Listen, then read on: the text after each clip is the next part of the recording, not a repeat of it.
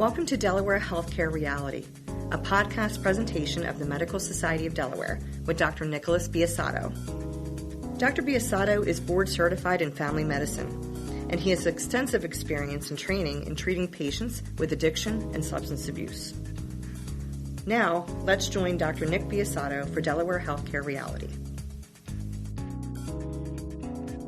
Hello, I'm Dr. Nick Biasotto, your host for the Medical Society of Delaware's podcast, Healthcare Reality. Our guests today are Dr. Rich Henderson, and he's the chair of our Legislative Committee, which I feel is probably the most active and important of MSD's committees, and Ms. Kim Gomes of the ByrdGomes group, who is our legislative lobbyist. But before I introduce our guests, I would like to do a bit of housekeeping.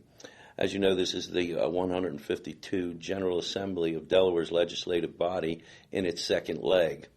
The majority of time in February was spent devoted to their budget hearings, but we at MSD continue to advocate for our key priorities, preparing for the rest of a busy session to come. We are also bringing back the physician presence in Legislative Hall to have a physician get access to legislators, be able to testify in person on issues affecting healthcare in Delaware, and lastly, be able to network with other healthcare professionals. Anyone interested in volunteering for their time to represent MSD in Dover, please contact Miss Lisa Gruss at lisa.gruss, Gruss, at the medsocdel.org. And now our guests. Dr. Richard Henderson is a retired OBGYN physician who practiced many years in Delaware, and his credentials are as follows and quite impressive. His college was in Fordham University in the Bronx, New York, where he received his BS degree. Medical school was 1976 to 1980 at Howard University College of Medicine in Washington, D.C., where he received his MD degree. He did his residency at Wilmington Medical Center from 1980 to 1984. He's practiced privately in 1984 to 1987 in Wilmington, Delaware. He's a director of the third-year medical student education program at Medical Center of Delaware in OBGYN. He did that from 1987 to 1990. In May of 1997 to 2000, he worked for the Franciscan Family Healthcare Service, and he's been working in the Trinity St. Francis Catholic Health Initiative since 2000 to 2020. He's an instructor at Thomas Jefferson Medical College. He's also director of third-year medical students education department in OBGYN at the Medical Center of Delaware from 1987 to 1990, and prior to his retirement, he was an adjunct professor at Drexel College of Medicine. He's a diplomat of the American Board of Obstetrics and Gynecology, and he's presently a fellow in the American College of Obstetricians and Gynecologists. And one thing I did not mention here is that he was awarded the Tilton Award, which is probably the Medical Society's highest award for his work in the Medical Society and in his community. Welcome, Dr. Henderson. Our other guest is Ms. Kim Gomes. She is our legislative lobbyist and is a partner in the ByrdGomes group. She was a gymnast and a competitive ballroom dancer. Did you win any trophies? A few. She got a few. Was it the rumba, the tango, the samba? She has a degree from the University of Delaware in fitness management and held a position at the U of D as a coordinator in charge of the fitness program on the campus. She also worked in insurance offices and in brokerage firms. And lastly, earned a master's degree in public administration from the University of Delaware. From there, she joined the Byrd Group. So let's get started. Kim, I know that you're very psyched about being a lobbyist. You say that in an article I read about you. It sounds interesting. Why do we need a lobbyist in this, from the Medical Society of Delaware? It's a great question, and I actually get that question quite a bit. I do love what I do. I love the public policy piece of it, and I like understanding the process of how government works. So my expertise in how the legislative process works, I am in Dover when the legislature's in Dover, so I see what they're introducing, I see what they're talking about, and I see what they're looking to do from a legislative as well as a regulatory standpoint. So I act as a as a middleman between the legislative body and the medical society. So I try to understand your issues, and then I go down to Dover and listen for when they come up.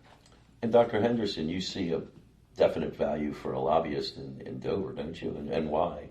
Oh, absolutely. Because, as Kim described, this is a legislative process.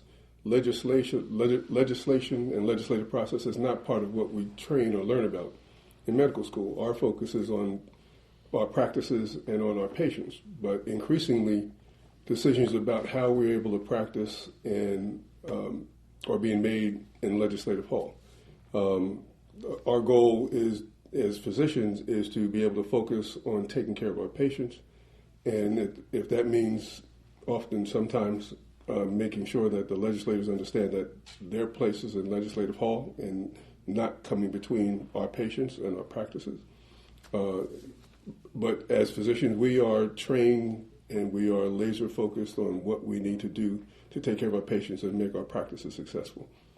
Working with Ms. Gomes and her group and physicians across the country with other lobbyists allows us to understand what that legislative process is about, and in many cases help to do some education of our legislators about what legislation they're introducing and more importantly, to prevent some bad things happening from good intentions that they may have.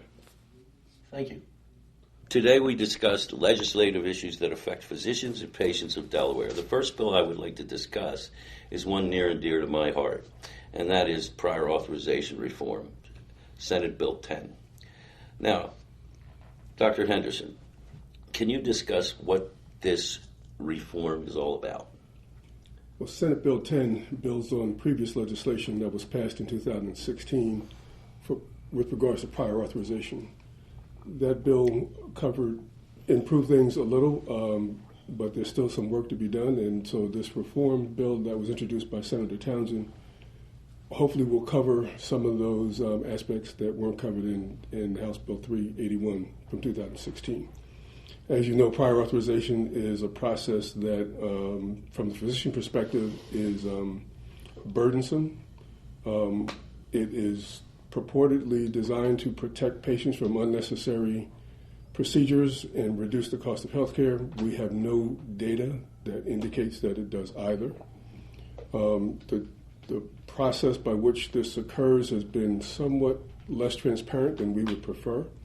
And so the Senate Bill 10 moves us in that direction to help to increase the transparency, help us continue to advocate for our patients without having to go through the hoops that we had to go through before. Well, that will only include the insurance companies that Delaware can control, such as Medicaid, the CHIP program, and state workers insurance. Is that correct?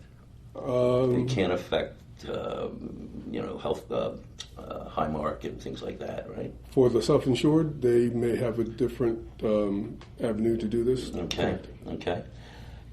Kim, how do you work this in the legislative body in Dover? What do you do exactly to help promote what we're asking for, or doctors are asking for?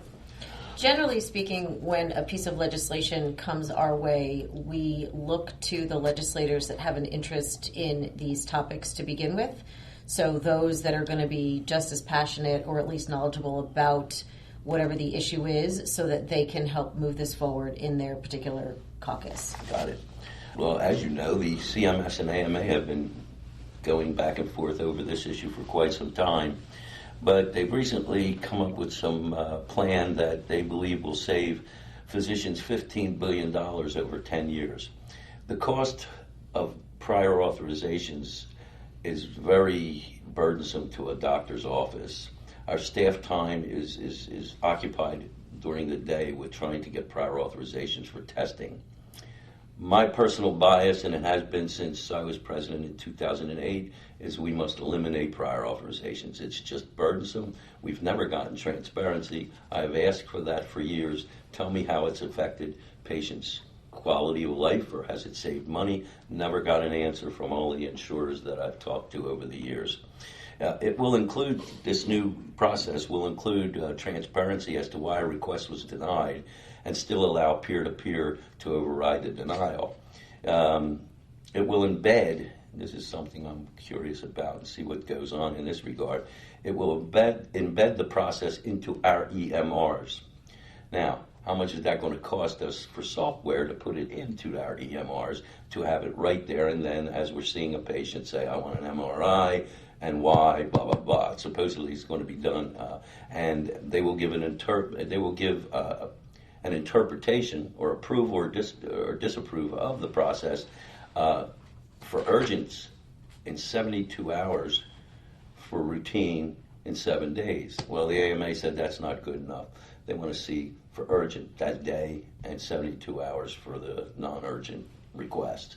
I believe that's fair, but I do not believe that the process is really doing much other than aggravating doctors and causing some burnout early retirement. Doctors are wanting to get up and go.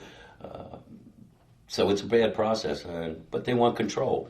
It began years ago when we had utilization review in hospital settings, when you had to prove your surgery or make sure the procedure you're doing was okay with the insurance company. If it wasn't, you were not reimbursed, nor was the hospital. Okay, that's it on that bill. But now we have Senate Bill 120. This is Primary Care Reform Bill. This is Dr. Gill's baby. He's been working hard over the past few years to try and get more payments to the primary care physician. As you know, primary care medicine is going by the wayside, doctor-wise.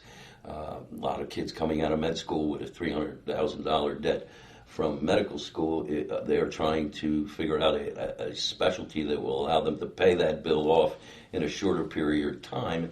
And when they see how much the primary care doctor makes versus the plastic surgeon, I think many of them favor plastic surgery, just as an example. What can you guys tell me a little bit about Senate Bill 120 and anything you see that before it sunsets in 2025?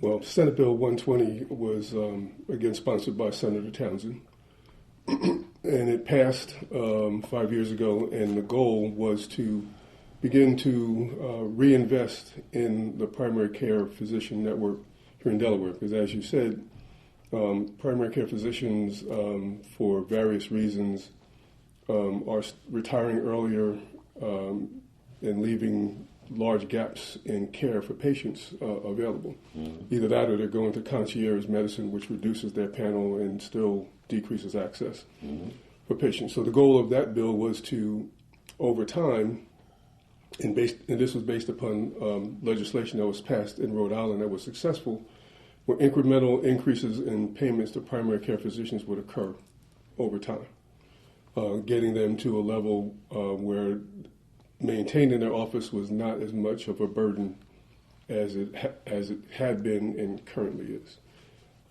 That was groundbreaking legislation for us here in Delaware.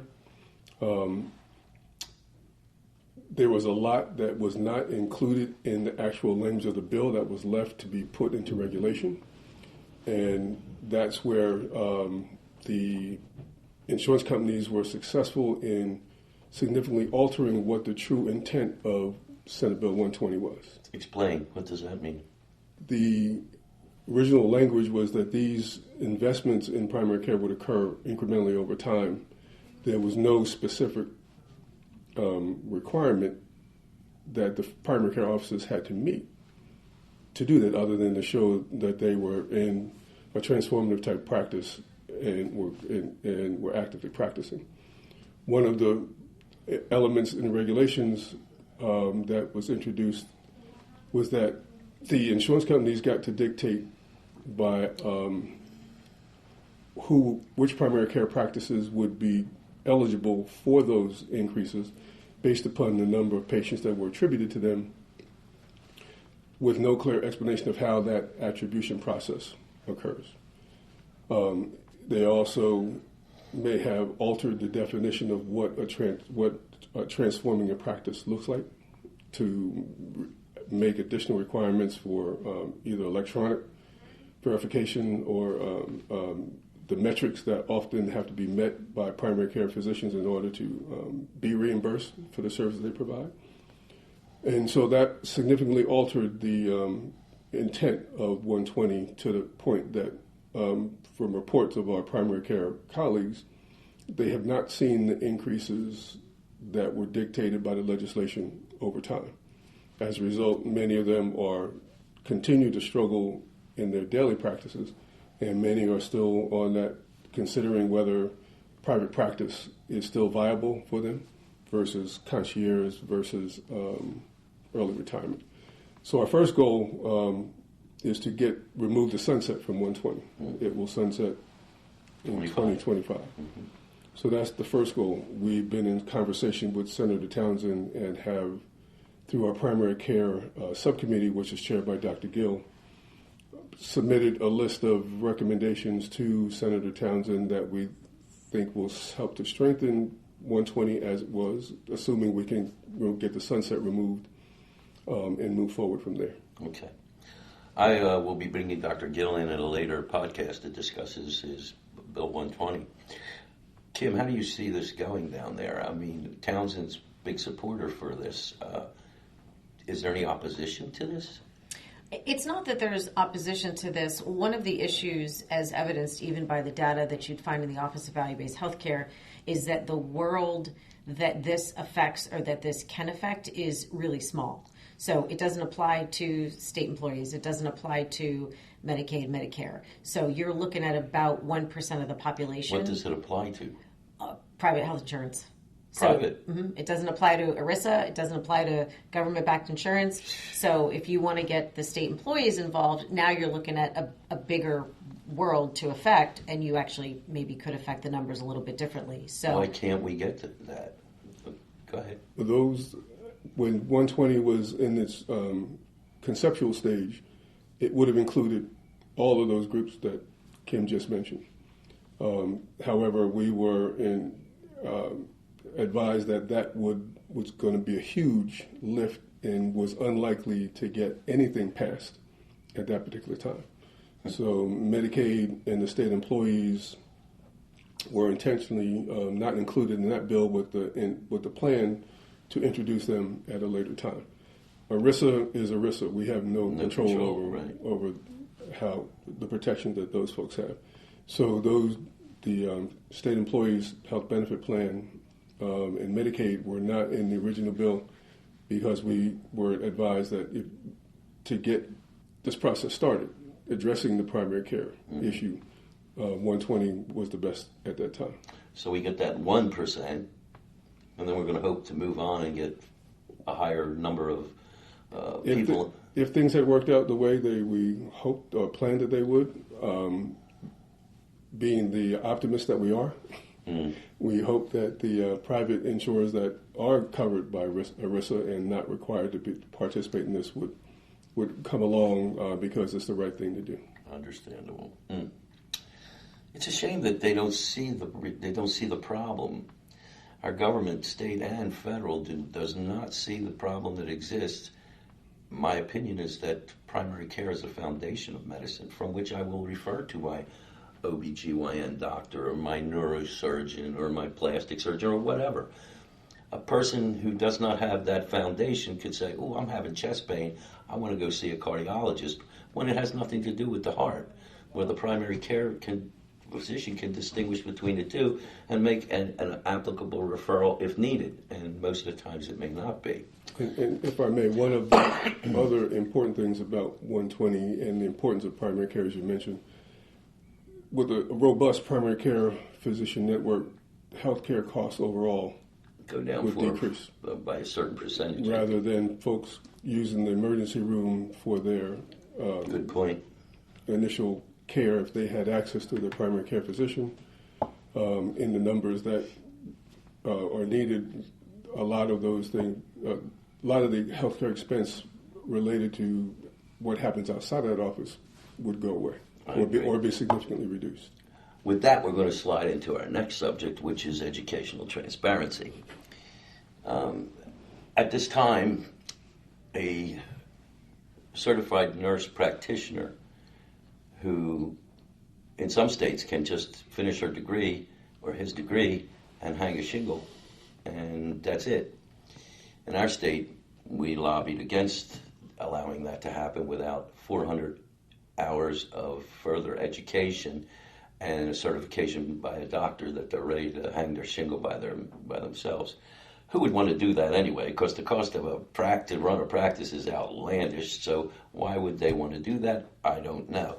But in Delaware, if you meet those criterion, you can then put a shingle up and call yourself doctor. Well, this is the transparency issue that we're arguing for.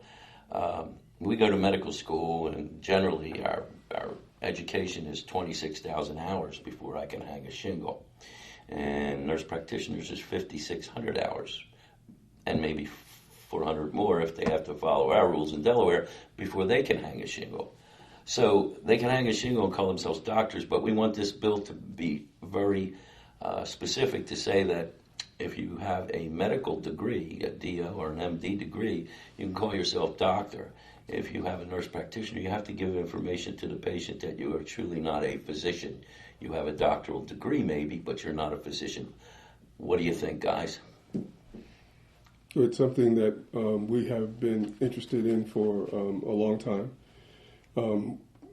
We value our nurse colleagues who have gone on to achieve higher education and receive their doctorate degree. And I should mention that this bill not only applies to advanced practice nurses who achieve a doctorate degree. There are other healthcare professionals who have the title of doctor. Mm-hmm.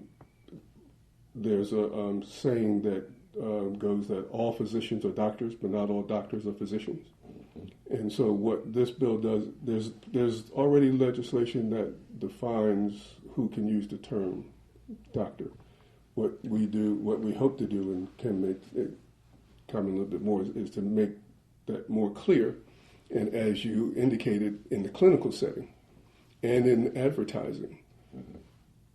that is clear that those folks who have those non-physician doctors titles make their patients aware of that, so that when person walks into the room and they see a nurse practitioner who has or chiropractor or podiatrist who's achieved their doctorate degree, that they know that person is not a physician.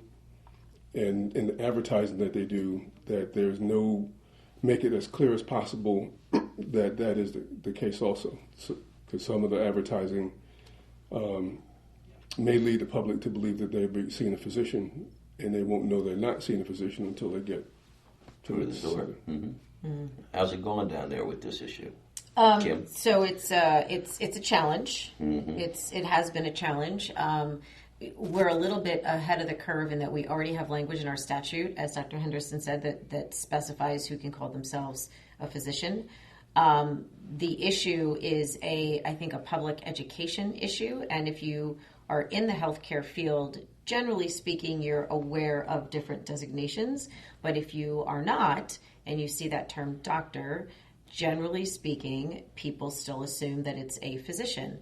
Now, on the flip side of that, if you are a citizen and you prefer to see a PA and a PRN, you also should be able to find them easily. And if everybody's hanging out their shingle that says doctor, you have no idea who's who. So as Dr. Henderson said, this is really on the advertising side and in the face-to-face interactions to make sure that as you go in to see your healthcare provider, practitioner, mm-hmm. you are very well aware of who it is you're seeing. And that clarification should be on both sides. Got it.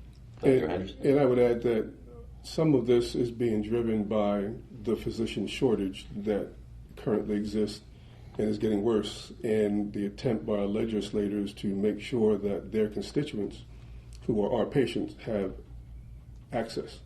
They are reporting to their legislators that it may take me now 3 months to see my primary care physician. It may take me 3 months to get an appointment with my OBGYN.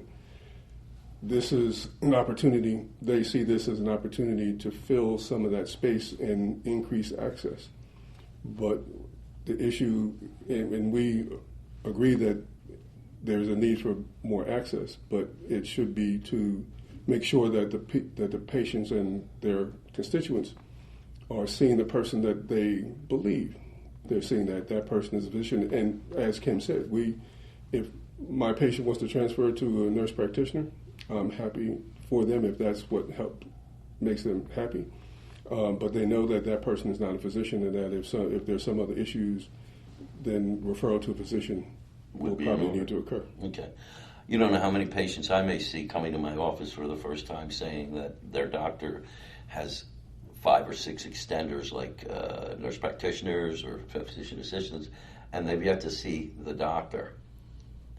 And I say, well, you're seeing the doctor right now because I don't have any extenders and I'm all by myself. And just to add to that, what we've been discussing between Dr. Henderson and Ms. Gomes, we have some data to provide the reasoning behind this particular bill and what we want to see happen with educational transparency. The AMA has put out statistics regarding the length of graduate level education and the time is spent by doctors versus nurse practitioners. Nurse practitioners do 2 to 4 years on online programs post-graduate, and MDs or DOs do 4 years. And when you count years of residency and fellowship training, NPs are not required to do that. MDs or DOs are required 3 to 7 years. And the total patient care hours prior to being able to hang a shingle is nurse practitioners of 500 to 750 hours, DOs and MDs 12,000 to 16,000 hours. So you see the big difference between a doctor or a physician and a nurse practitioner and physician assistant. Before we go to our next subject, we're going to take a break. Information about the Medical Society of Delaware can be found on our website, medicalsocietyofdelaware.org. Questions about our podcast can be emailed to healthcare.reality@medsocdel.org. That's medsocdel.org. Once again, here's Dr. Nick Biasotto. Hello again, this is Dr. Biasotto, and we're here with guests Dr. Richard Henderson and Ms. Kim Gomes. This is some issue that has sort of went by the wayside recently, and that's the medical aid in dying issue versus, or whatever you want to call it, doctor-assisted suicide went away, and it's called medical aid in dying. I know that legislator Bombeck was a big proponent of this, and we've had gone back and forth in the medical society with our agreement with it or not. And at present, I think we are in engaged neutrality over this issue. Where do we stand on this? Kim, it best be throw this out to you because you see what's going on right now down there. Why did he go away? I haven't heard anything this year. We have not heard anything about that this year, and I think it's just taken a backseat to other issues. We've got new leadership down in the House General Assembly and new leadership all around. We have a new speaker, a new leader, a new whip, and there have been some other topics that have just taken center stage, and this one has kind of fallen off. Okay. I kind of worry about it in a way that it could be a slippery slope if we allow it, but I fully understand the other side, too, that medical aid in dying can be beneficial for those suffering at the end of their life. Now, we have a House Bill 285 related to medical marijuana, which has been in law for years now in Delaware, and that they want to take the word debilitating as a criteria for being able to get medical marijuana. I don't see a problem with that. Do you? There's a big argument going on about House Bill 285?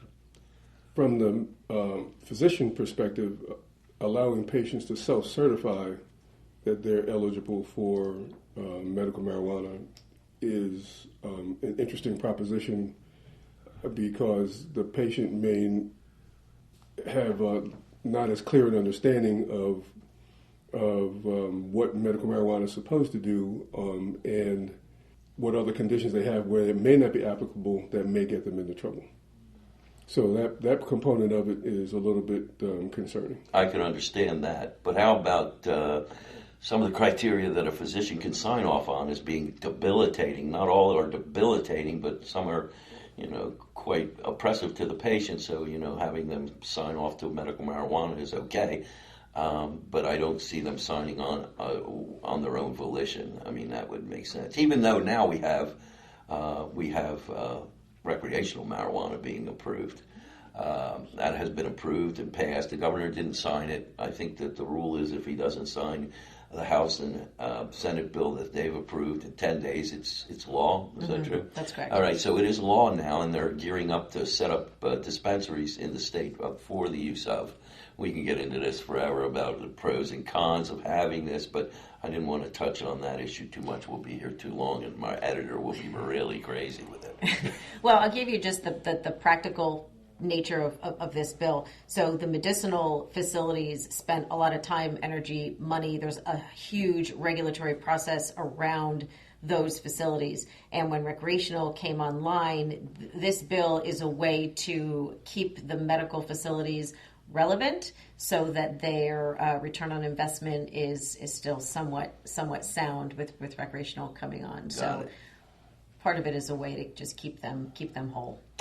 Okay, now, Dr. Henderson, how do you feel about Senate Bill 283 and its sister Bill 185 regarding CMEs required to continue our licensure in the state? It seems that more and more of these CMEs are coming on board that we have to do prior to getting our license renewed every third year, when in essence we take these courses to maintain our certification. When does this stop? And one recent one is about Alzheimer's education prior to our licensure. What do you think about that? This was a bill introduced by Senator Mansuminos, who has a passion for this particular subject. Understandable. The idea that our legislators seem to be embracing more and more is that for a particular disease condition, there is additional training or education that physicians need to have, and that they can legislate how much more education in that area is required as part of our licensure process. And that was the impetus behind Senate Bill 285. Mm-hmm. That's 283 and 185. Right? This was not something that Senator Mansuminos came to the Medical Society about to discuss beforehand, which in the past used to be the path that the legislators, would sit down with them if they had an idea about something, introduce something legislative with regards to medical care, and work with them to try and make it as strong and feasible as possible. This was not one of those bills, and the reaction of our colleagues was that, as you mentioned, we already are required to do X amount of continuing education on our own, to maintain our board certification process. The state also has a number of other educational requirements for licensure, and as these continue to be added on, it becomes a increasing burden for physicians, particularly for those who may not have any contact at all with this particular population, which... Like pediatricians. They're not going to see too many Alzheimer's patients. Radiologists, correct. There's a whole... The list goes on. But more importantly, this comes to the issue of, are our legislators going to be able to continue to impose upon physicians or on clinicians? This would not just affect physicians, it would affect nurses as well. You can start from the alphabet from A to Z, and there are a number of medical conditions that they can continue to impose these requirements on that will add to the burden of our practices. In some cases, will add to the cost of those practices, and will continue to contribute to the burnout factor that physicians are citing as one of the main reasons that they're either retiring earlier or going to a less active type practice. Gotcha. So from a medical science perspective, we would be happy to work with all legislators who have interest in discussing legislation like this, but unfortunately that doesn't seem to be the case where they're getting us involved earlier in the process. Understand. Okay, next subject, and this is a touchy one, I understand, is the House Bill 350. Designed to contain the costs of medical care in this country, in this state. well, could use it in the whole country, but in this state. I'd like you to discuss this as candidly as you can, considering that in the Legislative Committee, which you had your meeting, had a really lengthy discussion and a few disagreements on issues, which is fine. But tell me what you think. So what I'd like to also include is that Senator Mansuminos subsequently introduced Senate Bill 185. 185 puts off the date for when implementation of Senate Bill 283 would have begun.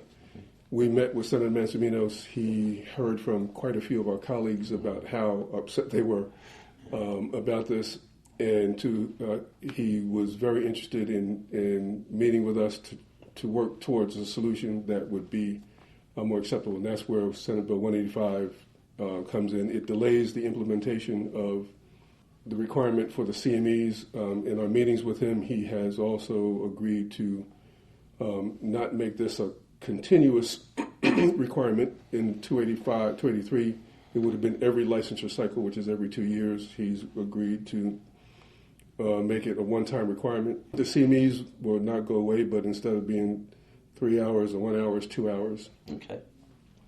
And the third is language that may include the possibility of attestation so that folks who are not immediately related to Alzheimer's care or the care of that particular population may be allowed to be somewhat exempt from it. So Senator Mansuminos has responded, has listened to the medical society, and worked with us to make some significant changes to it so it's not as burdensome.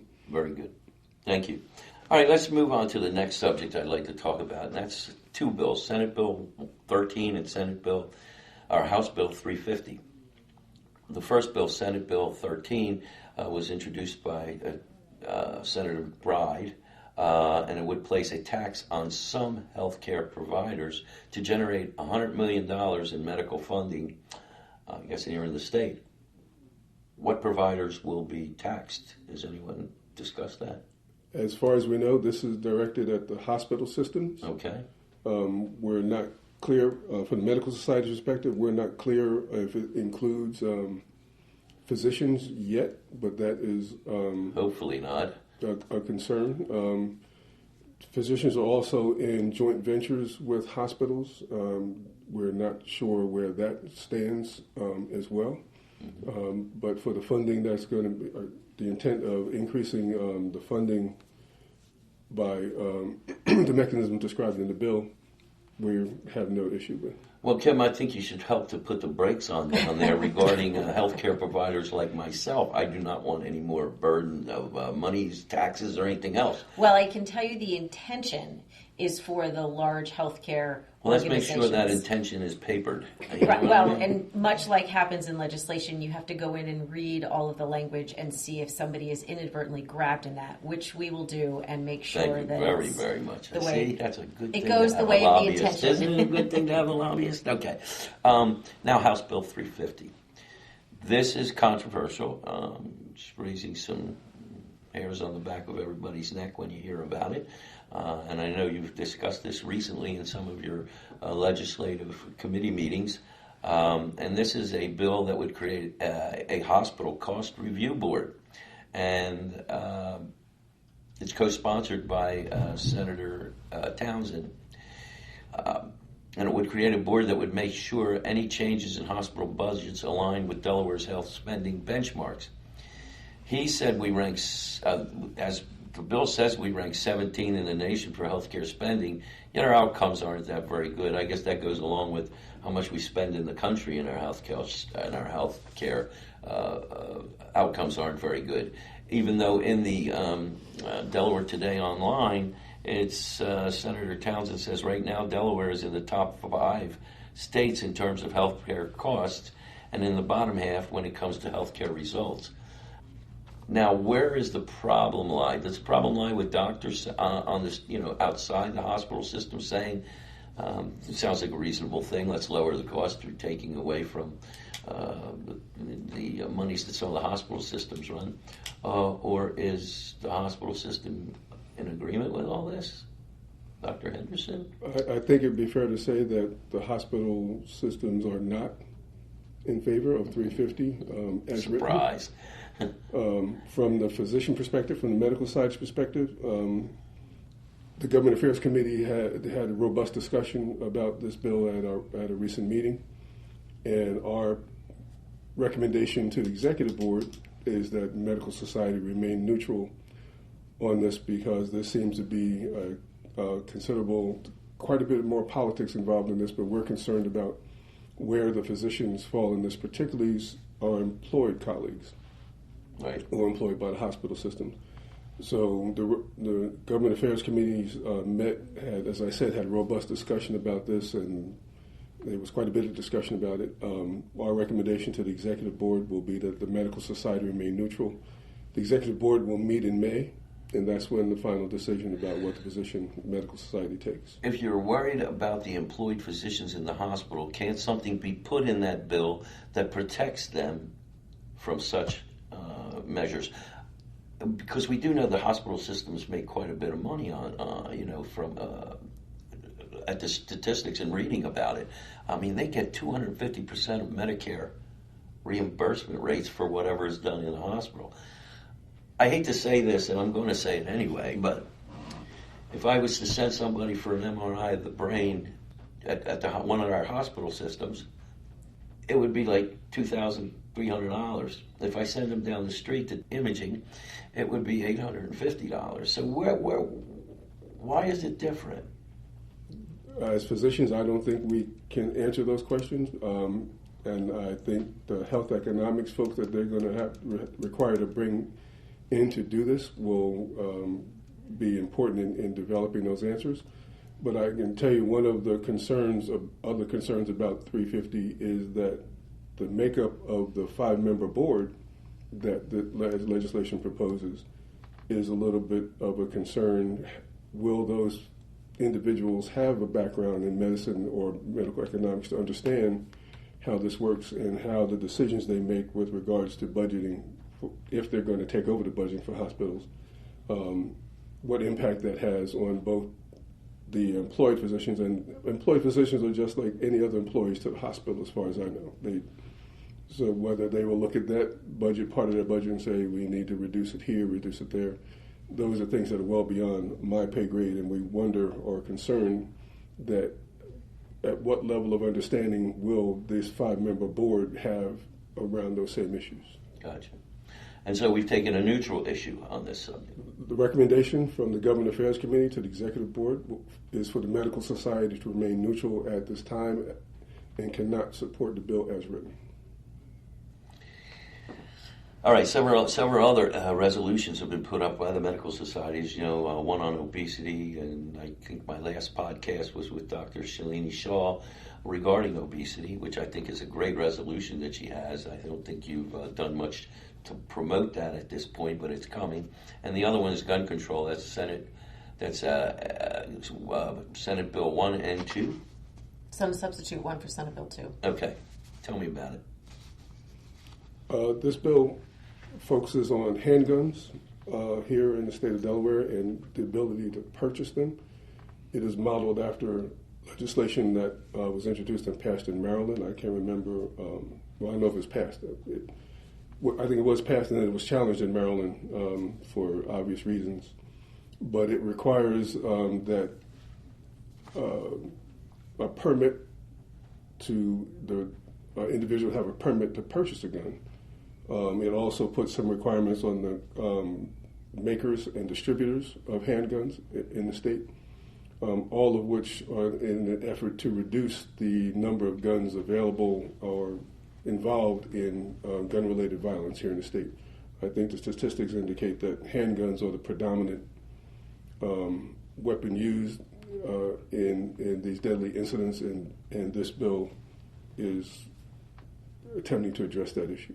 And controversially, again, you can make a ghost gun with a 3D printer, and it's very effective for making a gun that's active and workable. So if we stop the sale of guns, you're still going to have the wrong people make the guns or get the guns some other way. It's an issue that's in the whole country, and gun control is a very sensitive topic.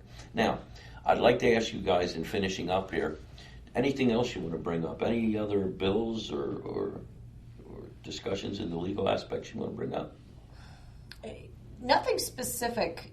What I would say in regards to the Primary Care Collaborative, the original Senate Bill 227 that started that, the subsequent Senate Bill 120, and now we have House Bill 350, it is clear that health care and cost is an issue in the state. And if nothing else, those bills, and they're extreme and to some degree, those bills bringing all of this to the surface and putting out the platform to give people the space to talk about it and actually come up with solutions. I don't know that anybody believes House Bill 350 is the solution, but it's forcing the issue to the table and it's forcing people to come deal with the issue. The one thing that we really haven't talked about as much in the legislature as we have in other places is Delaware, as a tax-free, low property tax state, is enticing people to come here from other states. So we see a lot of retirees coming into the state, which means the utilization costs on healthcare are a lot more extreme than you're going to see in other states. And we have older people,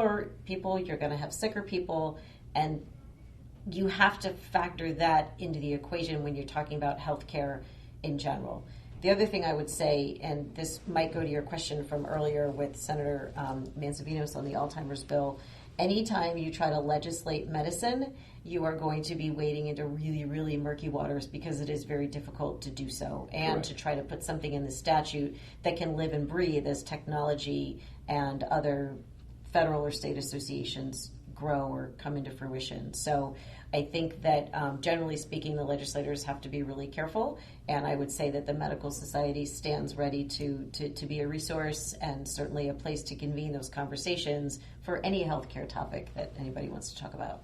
Well, I know that the cost of care in this country is off the wall. We're one of the highest spenders in the world. We have the best of everything, and our outcomes are poor. And you say, oh, how are we going to stop this? Well, you know, America is a country of overindulgence to a degree, and a lot of our disease entities comes from overindulgence. I think when people realize that this is a cause of a rise in costs and realize that their health is really affected by eating junk food, not exercising, yada, yada, yada, that maybe we'll start to see our outcomes improve and our costs go down. Only time will tell. I thank you both for being here. It's a very interesting discussion, and I wish you all a good day, and take care. This has been Delaware Healthcare Reality, a podcast presentation of the Medical Society of Delaware. For more information about MSD, visit our website, medicalsocietyofdelaware.org. For questions or suggestions regarding our podcast, email us at healthcare.reality@medsocdel.org. Thanks to audionautics.com for our music. Delaware Healthcare Reality is produced by Tom Mitton. I'm Lori Ann Rhodes. Watch for our next podcast episode. Until then, be well.